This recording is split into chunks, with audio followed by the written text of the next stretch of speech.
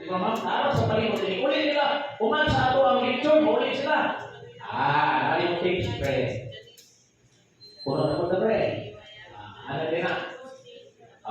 Dito baba, ano ba? So naara sa palibot, ini ako sila pala, yawan sila ng asawa, may pasubarang ada, wayaw-yaw. Tira dito. Di ba? So nga na mahita ko. Muna nga, ang program component nato is Digo City Chaplain Services Office. Ato opisina na aliya dapit sa gym. Makita lang mo diha.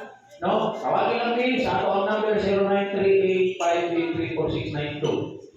Okay, pwede tayo. O niya, ang ato ang program name is Pupong Kapamilya sa Barangay. Yapit kita mo ang pamilya.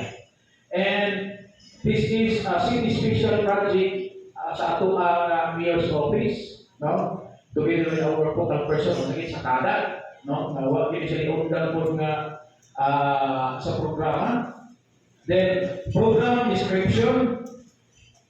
Pasalamat mi nga niabot sa Cesar. Wala kasi Cesar naana sa ang program description ang aftercare program and spiritual values formation. Kaya hindi ka maguna mo daghan kay tag-graduate ba na isa na mo mga keywords na ang keywords na identify na mo na siya. It's because during sa ato ang lesson na i-hit na mo na sila. Kay lahat mo may mag-intro man kana bitong pangutanan nato sa ilaha, brad, isa may mga minyo diri. Taas sa kamot. Sa una, pila ka gramo ang imong paliton nga gatas para sa imong anak. 400 grams daw. Di ba kami sa karton 400 grams? Sa ilaha ni Abdel kasi, pila na imong paliton. Siya lang.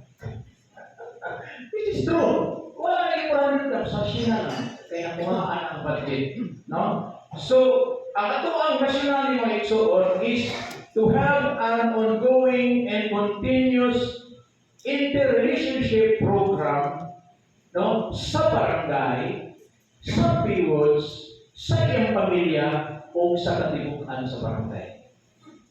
O niya,